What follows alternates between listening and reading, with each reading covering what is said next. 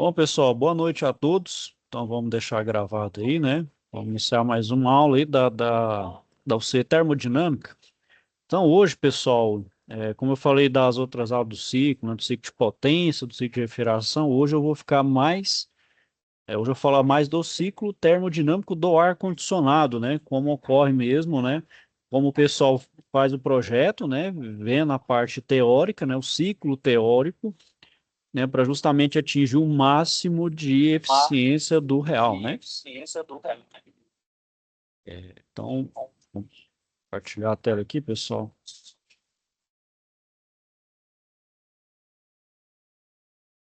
Bom, então vamos partir, né, do ciclo teórico simples, né, que é... Oh, peraí, pessoal, acho que tá dando tá dando um eco aí do meu aí. Deixa eu só ativar o mundo rapidinho aí, Romulo.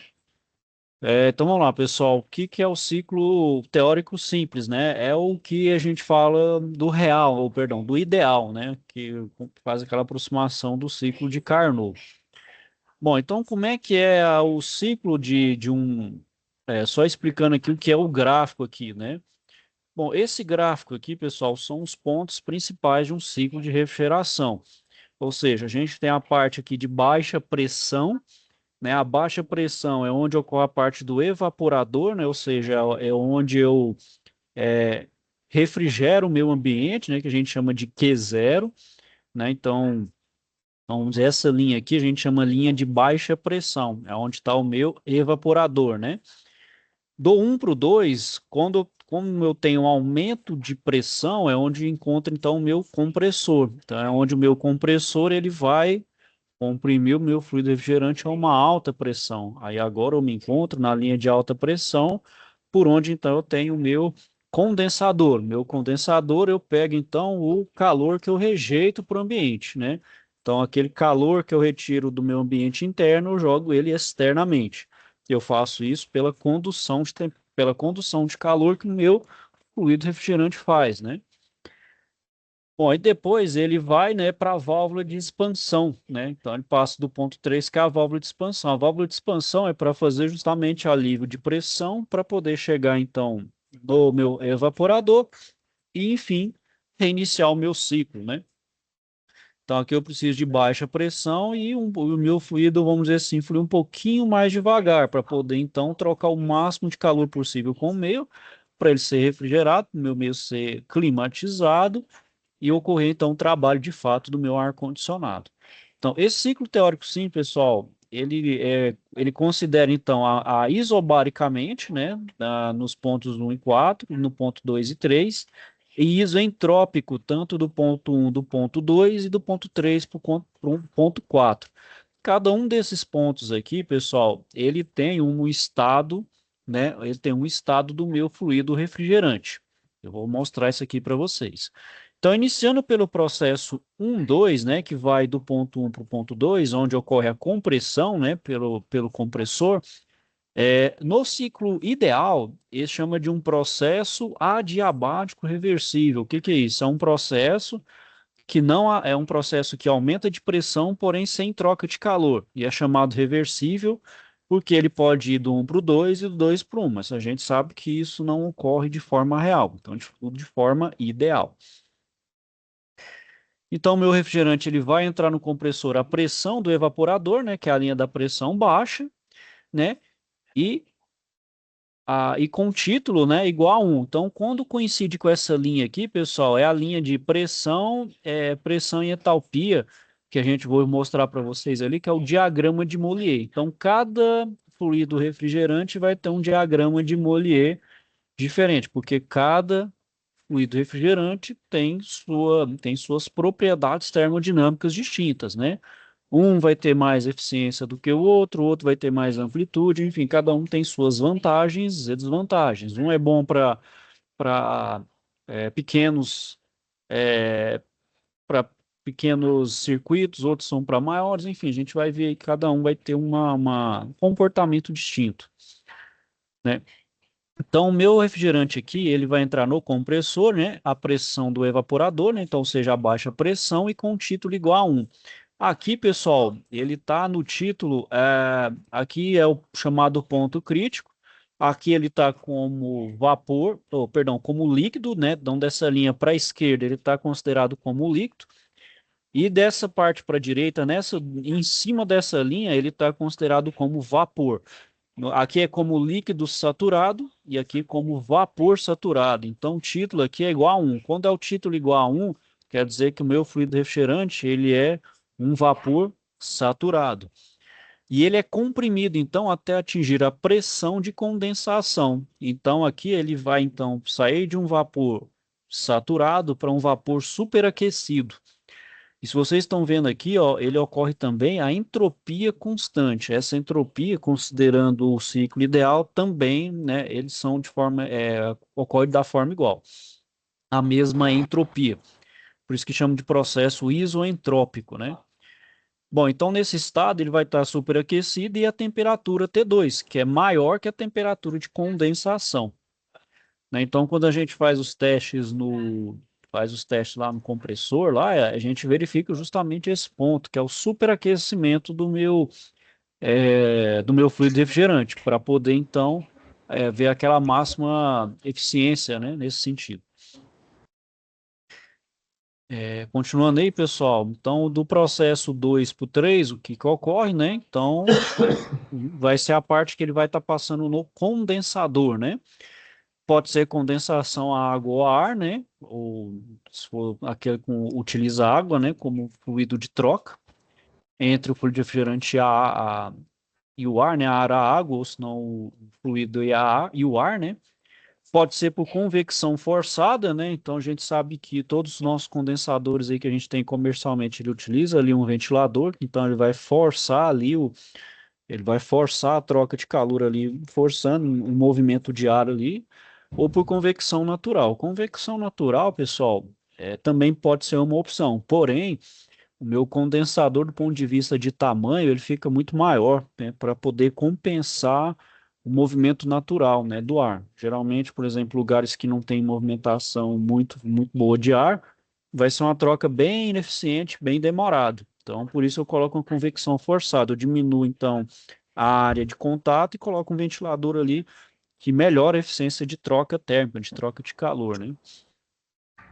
Então, no condensador, eu vou rejeitar, né, o calor do refrigerante, né? Então, o meu refrigerante está quente, com alta temperatura, eu vou descartar esse calor para fora, eu vou jogar ele para fora no ambiente, até a temperatura de condensação, né, que a gente chama de TC, né? Até que todo vapor, né, então ele vai condensar. Então, ele vai sair de vapor para líquido. Então ele vai retirar todo o calor até ele vai se transformar em um líquido saturado. Se aqui ele virou um vapor saturado, nesse ponto 3 ele é um líquido saturado. Na pressão de condensação, ou seja, ele está então, na linha de alta pressão, como está aqui no esquema, né?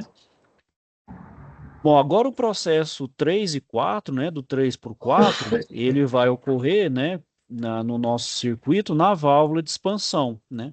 É uma expansão irreversível, né? Então não tem como eu voltar do 4 para o 3 e ele ocorre a entalpia constante. Esse gráfico aqui, pessoal, eu relaciono pressão com entalpia.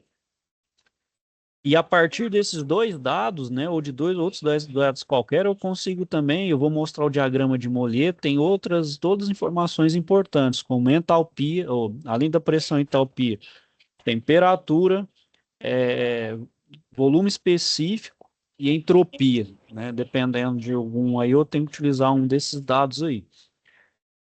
Então, nessa válvula de expansão, né, eu vou aliviar a pressão. Então, minha pressão diminui, uma entalpia constante, onde eu vou atingir a pressão do evaporador, né? Então, a entropia do refrigerante ao deixar a válvula, ela é maior, né? Então, a entropia quando deixar a válvula é maior do que a entropia do refrigerante ao entrar na válvula S3. Então, a entropia aqui aumenta do 3 para o 4. E o processo 4 para o 1, né, onde eu fecho o meu ciclo, vai transferir o calor, né, a pressão constante, né? Então, aqui a pressão ela é constante.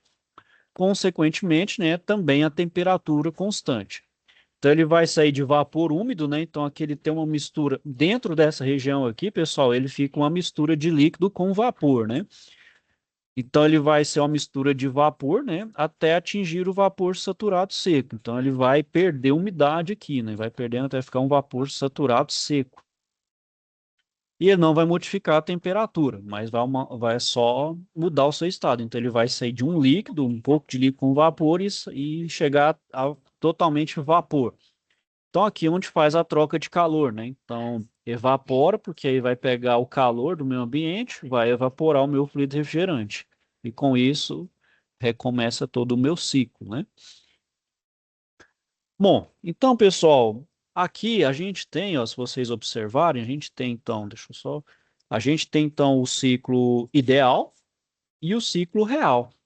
Então, a diferença entre esse ciclo real e o teórico, né, é a queda de pressão. Então, aqui, pessoal, no ciclo ideal, a gente tem a mesma pressão. Porém, a gente sabe, né, que um fluido, quando ele está sob pressão fluindo dentro de uma tubulação, ele vai perder pressão, né, por causa do atrito, né, questão da irreversibilidade que eu falei na aula passada. E a gente sabe também que não tem como o vapor voltar, né, do compressor, tudo bem, se for um ciclo quente, né, ele vai fazer o processo reverso, mas espontaneamente não tem como, isso a gente viu pelas implicações da segunda lei da termodinâmica, né? Então é a queda de pressão, então vai ter diferença de pressão, por exemplo, do ponto 1 para o 4 e do ponto 2 para o 3. Isso aí é quando ele passa, principalmente, né, das tubulações no condensador e no evaporador, vai ter essa queda de pressão. Isso é normal, é natural. Bom, o subresfriamento, né? Então, além do superaquecimento, a gente vai ter um subresfriamento, que é essa parte aqui, né? Na saída do condensador, né? Então, na maioria dos sistemas, vai ter um resfriamento além, né? Então, ele vai além de líquido saturado, ele vai ultrapassar. Então, vai resfriar ainda um pouco mais. E o superaquecimento na sucção, né? Eu preciso também fazer um superaquecimento aqui, ó. Porque aqui ele está como vapor saturado. Só que a gente sabe que o meu compressor ele não pode ter nenhum líquido ali, né? Principalmente porque o líquido gera aquele chamado golpe de Ariete. O que que acontece? Danifica, né, o compressor.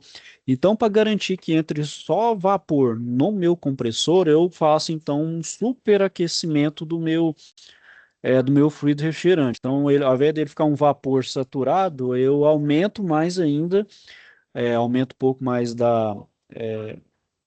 diminui um pouco mais da pressão, mas aumenta o calor ali, a entalpia, para ele poder ficar totalmente vaporizado mesmo, para ele então entrar de forma mais segura no compressor, né?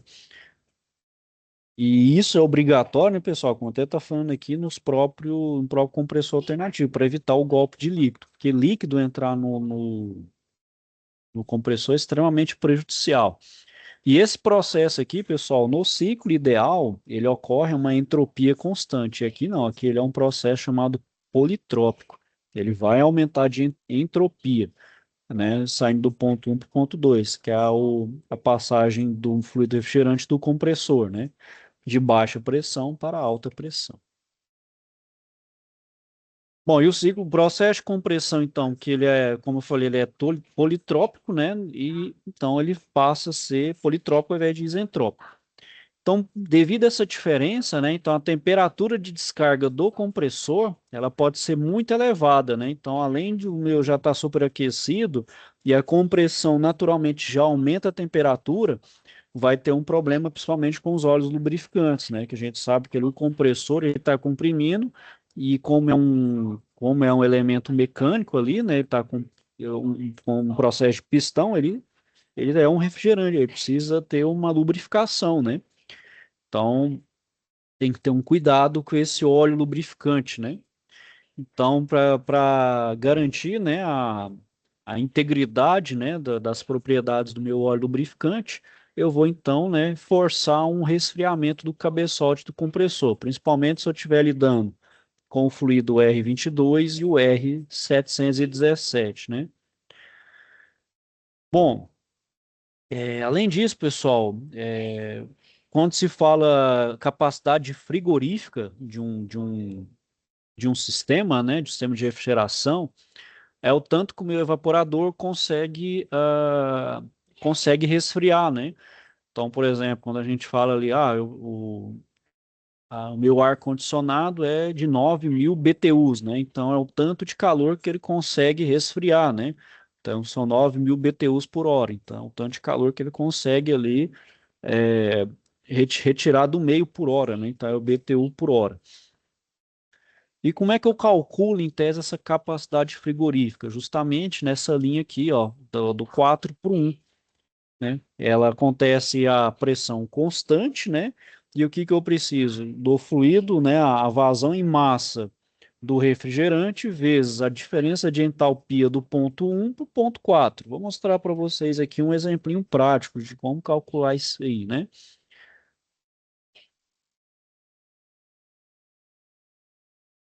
Bom, o Q0, pessoal, a gente também não pode confundir com a carga térmica. A carga térmica é aquilo que a gente está calculando que se deve retirar de calor do meio, né? A gente viu também aí em outras UCs que a carga térmica, o que é? É o calor que um ambiente gera. Então, é o calor vindo do sol, é, que é infiltrado pela parede, que é infiltrado pela janela, por portas, pessoas, máquinas, iluminação, enfim, todos os outros fatores aí, certo? Bom, então, pessoal, o Q0 é a capacidade, é o meio que eu quero resfriar. E então ele opera com temperatura TC e T0 em quilocaloria por hora para temperatura ali em caloria e perdão, e a vazão máxima em quilograma por hora, né? E a entalpia, né, específica H1 e H4 em quilocalorias por quilograma, né? O quilojoule por quilograma. Vou mostrar para vocês aí. E o fluxo de massa do refrigerante, né, pessoal, tem que ser mantido pelo compressor. Eu não posso ter perda de massa. Se eu ter perda de massa, eu vou ter perda de refrigeração, né?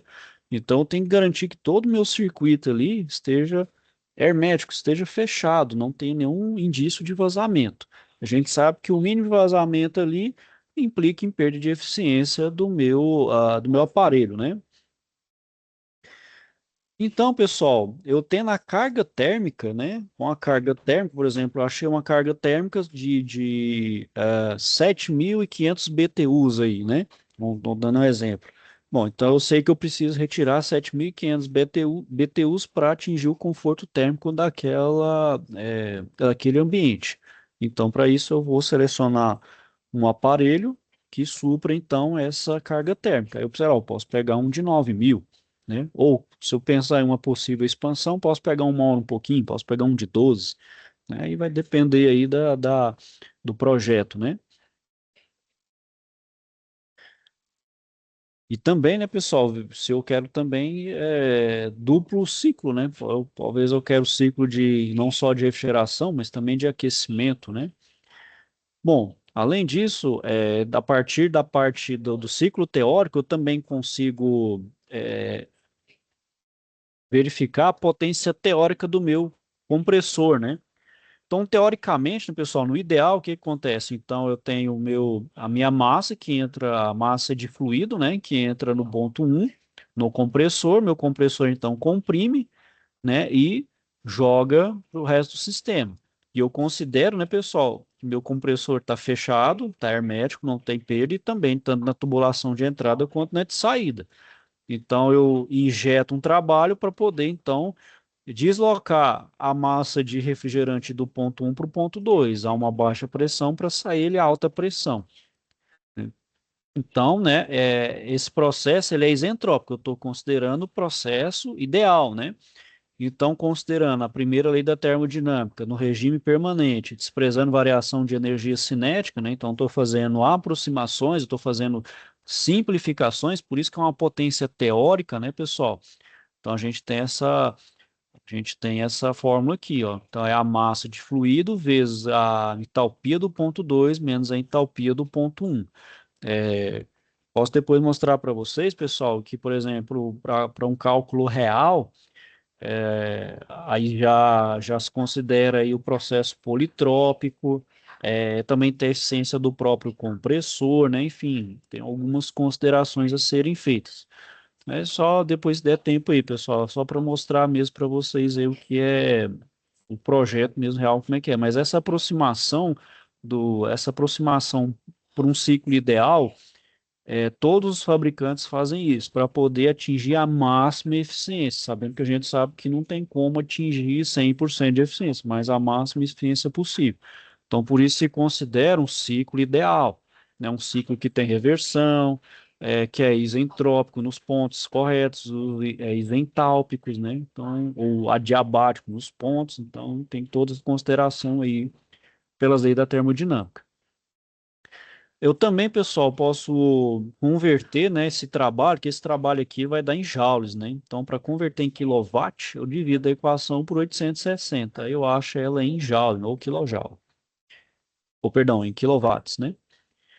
Bom, e depois aqui, pessoal, eu vou achar o calor, né, que é rejeitado no condensador, que é o chamado QC. Então, também sem perda, né, eu vou achar o calor que sai aqui, né, que é rejeitado. Então, é a massa de fluido refrigerante, que é o mesmo, multiplicado pela diferença entre a entalpia do ponto 2, que é de entrada, e a entalpia do ponto 3, que é de saída.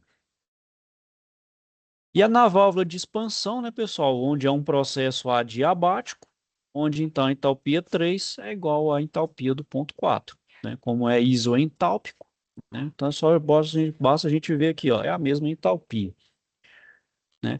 E com esses dados aí, pessoal, eu consigo então fazer estipular o coeficiente de eficácia do meu ciclo, né? A gente chama de coeficiente de performance, né? Que é o famoso COP, né? Então, para esse coeficiente de eficácia, né, do ciclo real, né, seja sempre menor, ele vai ser sempre menor que o ciclo ideal, né? Então, com o ciclo ideal a gente consegue verificar esses parâmetros que vão influenciar. Então, como é que eu calculo o COP, né? Esse COP, sempre lembrando que é um teórico, né? Então, é o tanto de energia útil, né, que é aquilo que ele retira do ambiente, dividido pela energia gasta, que é o trabalho do meu compressor, né? Então, o Q0 é dado pela diferença entre a entalpia do ponto 1 menos a entalpia do ponto 4, dividido pela entalpia do ponto 2 menos H1. Você pode fazer tanto por essa forma quanto por essa aqui. Bom, mas por que não tem a vazão em massa? Bom, eu não tenho perda de massa, eu estou considerando meu ciclo ideal, não tenho perda de massa. Então, ela vai ser simplificada aqui, né? Vai ter MF embaixo e MF em cima. Eu divido um pelo outro e vai ficar só a diferença mesmo entre as entalpias, né? Então, pessoal, o COP, de fato, ele é em função das propriedades do refrigerante. Então, as propriedades termodinâmicas do meu refrigerante que vai determinar aí o meu COP, se ele vai ser melhor ou pior, né?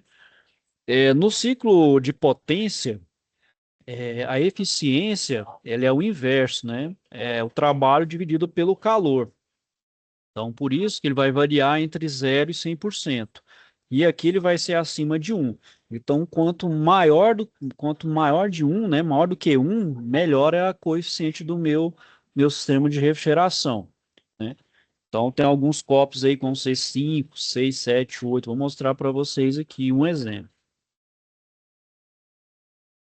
Então, eu vou fazer justamente o exercício aí com vocês, certo, pessoal? Bom, então vamos lá. Vamos calcular o ciclo COP teórico de um aparelho de ar-condicionado. É, eu peguei um aparelho daqui, pessoal, que a gente tem na nossa unidade digital. É um modelo Midea. Esse modelo aqui, pessoal, é um evaporador, né? Midea MI45G. Ele é de um VRF. Então, vocês vão ver aí que o COP dele é muito bom, porque o próprio sistema ele é bem eficiente. E a capacidade frigorífica dele é de 4,5 watts, né, quilowatts. A pressão na linha de baixa é de 2,6 megapascal e a linha de alta é de 4,4 megapascal. O gás refrigerante é o R410A. Bom, esses dados aqui, pessoal, a gente tira tudo daquela etiquetazinha que vem no evaporador, né, no condensador também. Então, na etiquetinha você tira muitas informações do seu sistema, né? Do seu aparelho. Vamos lá, deixa eu abrir um. Eu vou abrir aqui, pessoal, um pente aqui, só para a gente.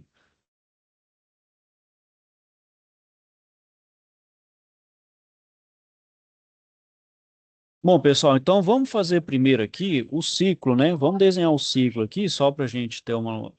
Então, vamos desenhar o nosso ciclo teórico. Então, aqui a gente tem.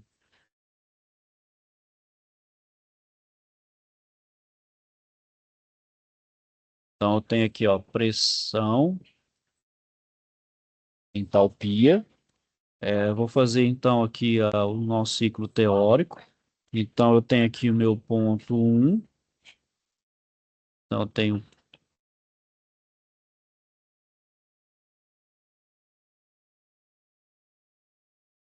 eu tenho ponto um, tenho ponto 2, tenho ponto 3 e tenho um ponto 4. Certo? Então, aqui eu tenho o meu calor do condensador, vou chamar de QC. Aqui eu tenho o meu Q0, que é a capacidade frigorífica. E aqui eu vou ter o trabalho do compressor, vou chamar de WC. Certo? Na minha linha de baixa aqui, pessoal, então a linha de baixa, essa daqui, ela vou colocar aqui, ó, ela é de 2,6 megapascal. E a linha de alta é 4,4 megapascal. Bom, então, pessoal, a primeira coisa que eu preciso, o que que eu preciso fazer é determinar a entalpia, né? Como é que a gente calcula o COP, né? O COP não é dado por essa fórmula aqui, ó. O COP não é dado aqui, eu vou até reproduzir a fórmula. Olha lá, não é Q0 sobre WC, que é H1 menos H4,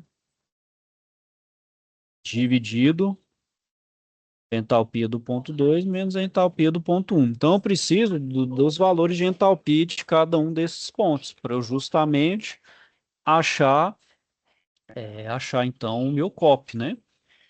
E o meu gás aqui, pessoal, só para não esquecer, é o R410A. Bom, onde eu posso estar obtendo esses pontos de entalpia? Bom, vocês podem estar, como meu gás é o R410A, por onde eu consulto? Eu tenho o chamado diagrama de Mollier, que é o diagrama de Mollier, de, o diagrama de Mollier. Deixa eu ver se eu acho aqui.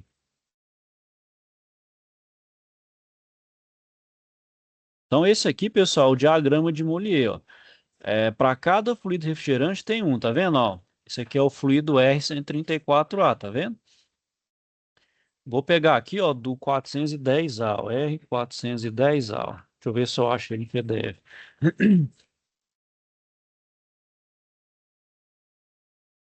Ó, então aqui, ó, eu tenho esses dados. Então, por exemplo, qual que é a... Então eu preciso de dois dados aqui, ó, para achar a entalpia do ponto um. Bom, meu ponto um, então vou colocar aqui, ó, meu ponto um, eu sei que ele tem é, a pressão aqui, ó, a pressão de 2,6, correto? Ele está na pressão de 2,6 megapascal. E o outro ponto, pessoal, que eu sei aqui, ó, ele está no ponto de saturação. Então, ele é, ó, um vapor saturado, ó, tá vendo? Ele está no título igual a um. Então, o título, que eu vou chamar de X, é igual a um. Então, precisa achar aqui, ó, eu preciso achar esses dois valores. Então, primeiro, vou achar o título um aqui, ó. Então, vamos lá. Aqui, ó, vendo, ó, 0,8, 0,9 e 1. E também agora eu tenho que achar o de pressão, que aqui é 2,6, ó. Então, deixa eu achar o ponto de 2,6 aqui, ó. 2, 2,2, 3, 4. 2,6, vou pegar próximo do 3 aqui, ó. Deixa eu ver se eu consigo fazer um risco aqui. Vou colocar de outra cor para... Deixa eu ver se eu faço de azul, que eu acho que é o 2,3. Vou pegar a próxima aqui, ó. Então, opa, aqui, ó, tá vendo? Ó? Então, aqui eu tenho vapor saturado, né? Então, aqui eu tenho que achar os valores, ó. Então, aqui eu... Bom, então, nesse valor aqui, o que que eu tenho? Bom, aí eu acho os outros dados. Então, a temperatura, ó, então a temperatura aqui, ó, ele vai estar próximo, então que é a linha horizontal, próximo dos 42 graus, ó. Então vai ser mais ou menos 42 graus. Então a temperatura é 42. E o importante é a entalpia. Então tem que achar agora a entalpia aqui, ó. Então a entalpia é a linha horizontal. Aqui, ó. Tá vendo? Ó, tem a temperatura aqui.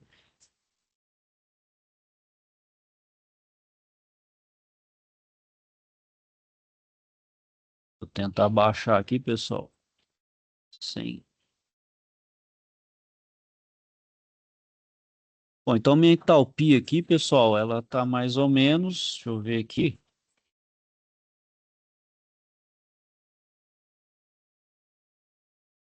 Vou ver aqui, 300, esse aqui é 410, né?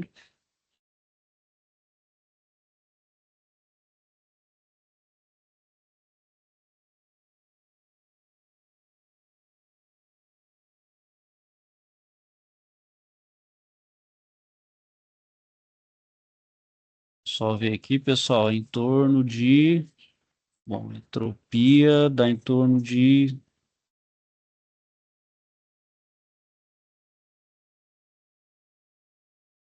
vai dar, pessoal, em torno de uns 300 aqui. Bom, eu mesmo, vocês estão vendo aqui que eu tô já, né, já vou me entregando aqui, né? Eu mesmo fico perdido aqui. Qual que é um programinha que é bem prático também, que a gente utiliza? Esse daqui, ó, o CATT. Tá vendo que ele tem esse mesmo diagrama aqui, ó, de pressão e entalpia, só que ele tem entropia e temperatura e entropia. Então aqui, ó, ele dá ele dá todos esses dados aqui a partir de dois, ó. Então a partir de dois dados eu consigo, ó. Então aqui, ó, vou calcular, ó. Meu ponto um eu tenho pressão e título, ó. Então eu tenho a pressão de 2,6 e o meu título é um, que ele é um vapor saturado. Aí, ó, viu? Agora ele vai me dar todos os dados, ó. Todos aqueles dados aqui, ó, que eu pego ele, ó, ele já fornece para mim nesse programinha, bem mais prático, ó. Então ele já me dá os dados, ó, e é os dados que eu preciso, ó, que é temperatura e entropia, ó. Então eu tenho olha lá, ó, tá vendo? Ele dando a temperatura, ó, de 42,97 graus e a entropia, ó, a entalpia, tá vendo? Entalpia específica, ó. Então H1, ó, 282,4 kJ por quilograma.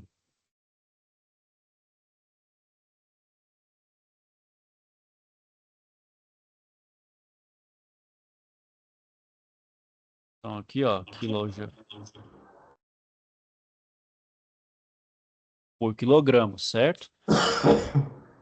Bom, é, outro dado aí, pessoal, que eu vou precisar aí, né? É a entropia, né? Então eu vou precisar da entropia ali, ó. Entropia de um, ó. Cadê, ó? Entropia, ó, específico. Então meu S1, ó, vai ser de 0,9476. Aqui, ó, kilojoule por quilograma Kelvin. Beleza. Então agora, pessoal, eu preciso dos dados do ponto 2, da entalpia do ponto 2. A gente sabe que no processo ideal, o ponto um para o ponto 2 ele é isoentrópico, né? Então eu sei que meu S1, S2 vai ser igual ao meu S1. Eu acabei de pegar o dado de entropia do S1, ó. Então é 0,9476 kJ por quilograma Kelvin.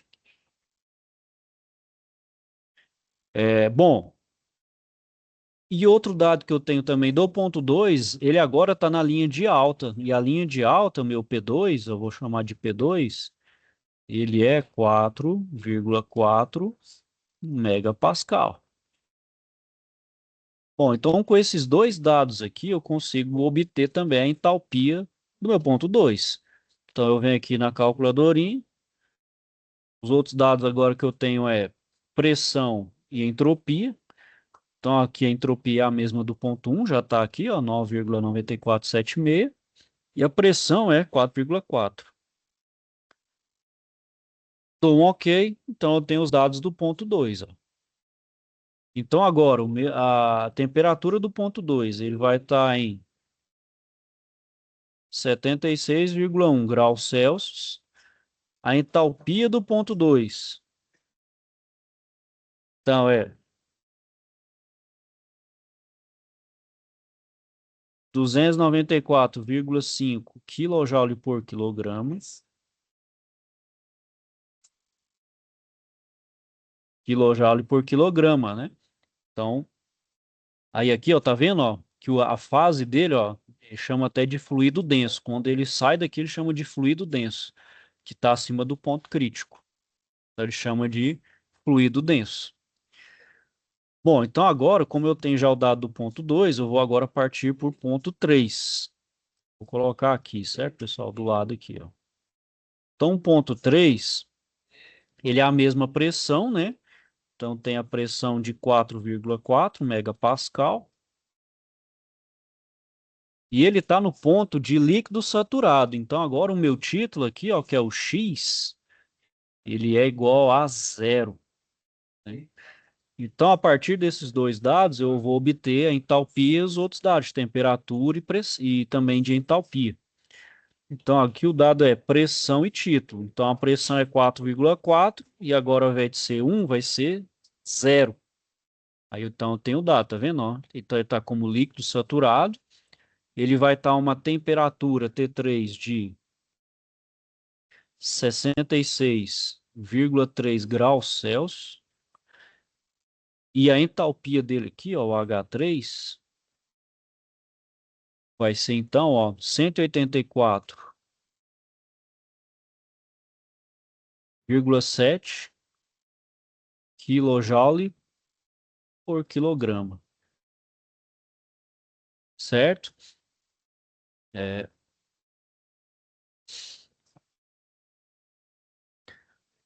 bom, e agora, pessoal, eu vou obter os dados do meu ponto 4.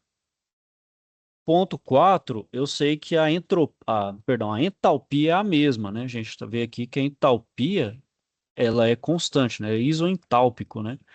Então eu falo aqui, ó, que H3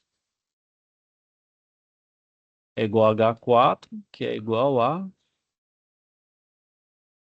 84,7 kJ por quilograma. E o outro dado que eu tenho também, que a minha pressão no ponto 4, ela é a pressão de baixo. Então, P4 aqui, ó, é de 2,6 megapascal. Mais uma vez, então, desses dois dados, que é pressão e entalpia, então, a mesma entalpia do 3 e a pressão agora é de 2,6. Ele vai estar justamente na mistura líquido-vapor. Ele vai estar a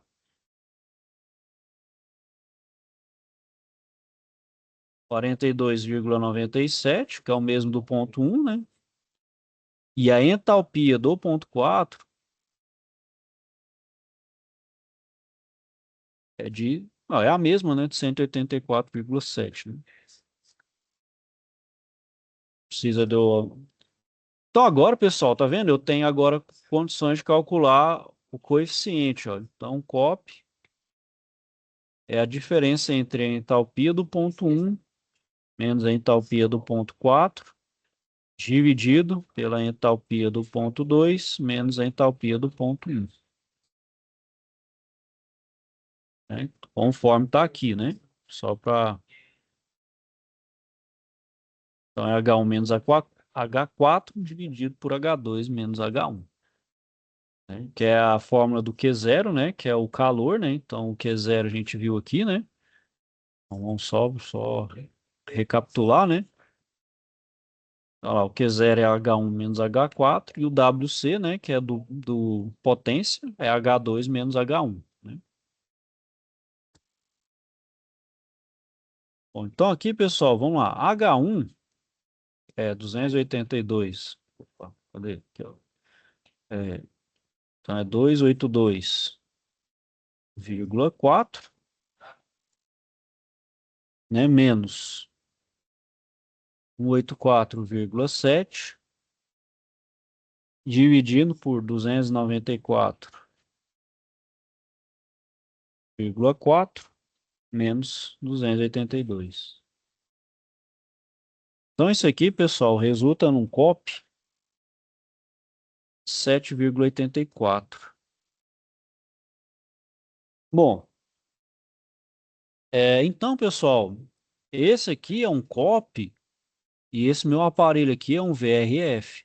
Pra vocês terem uma ideia, um aparelho comum, aquele simples, o COP dele é de 5,33. Você vê o tanto o sistema VRF, né, faz a variação aí do fluido refrigerante no circuito, ele é bem eficiente, né? É um controle mesmo. Então sai de 5,3 para 7,84. Vocês considerando até o mesmo evaporador, só vai mudar o condensador aí, né? E não vai ter, óbvio, essa tecnologia VRF, né?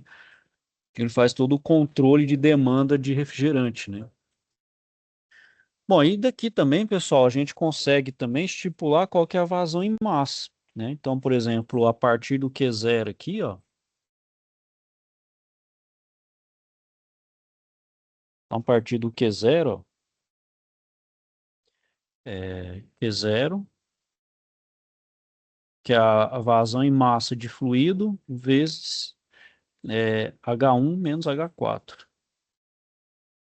Bom, essa capacidade a gente tem aqui, né, pessoal? Foi dada no exercício, ó, é de 4,5 quilowatts, né? Bom, quilowatts, pessoal, eu tenho que transformar em joule, então vai ficar 4.500 joules por segundo, né? Então, 4.500 é igual a mF, e aqui eu faço a conversão, né, que é 282 menos 184.700. Fazendo aqui toda a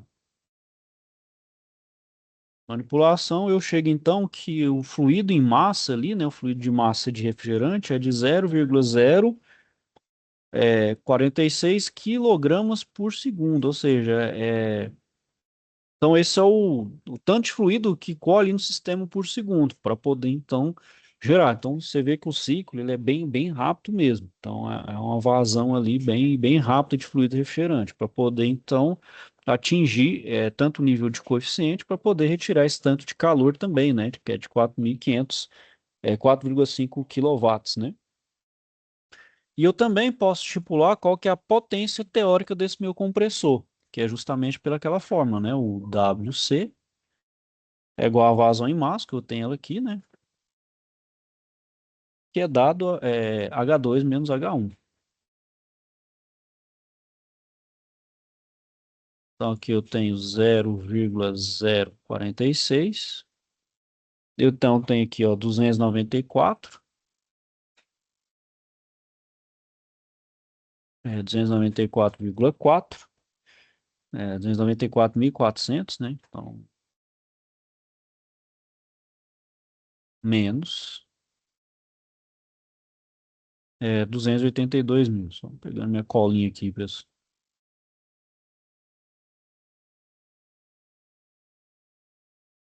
Então aqui, ó, vai dar uma potência teórica de 570,4 watts. Né, pessoal? Então essa aí é a chamada potência teórica, né? Óbvio que a gente está considerando aqui sem perdas, eficiência de 100%, que a gente sabe que não tem, né?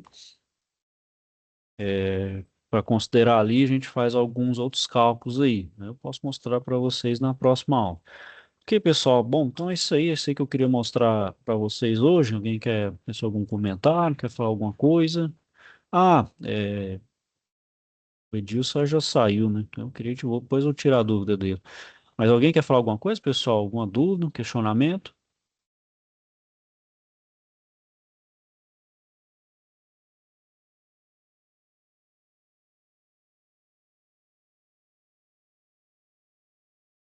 E aí, pessoal, só queria mostrar aí, pessoal, como é que o pessoal faz os cálculos aí, como é que leva essas considerações aí, por exemplo, para calcular um cálculo de performance, de eficiência, capacidade frigorífica, né? Então, para uma capacidade frigorífica ali, né, que chama para retirar calor, eu preciso de uma potência, determinada potência, era mais para mostrar para vocês aí.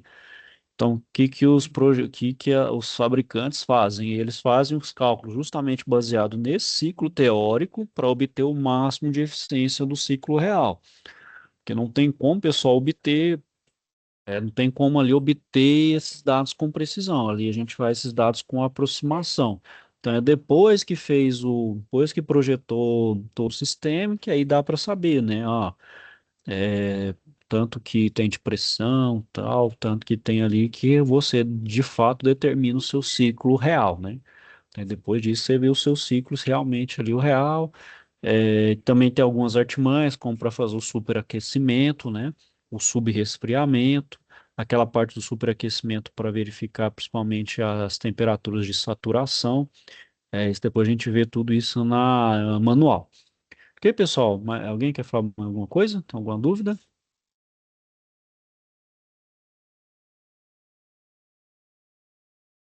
Ok, pessoal? Bom, então é isso aí, vou finalizar a aula aqui por hoje. Caso tenha alguma dúvida, questionamento, então não deixe de procurar, tá certo, pessoal? Então, vou desejar a vocês aí uma boa noite. Fiquem todos com Deus e até a próxima.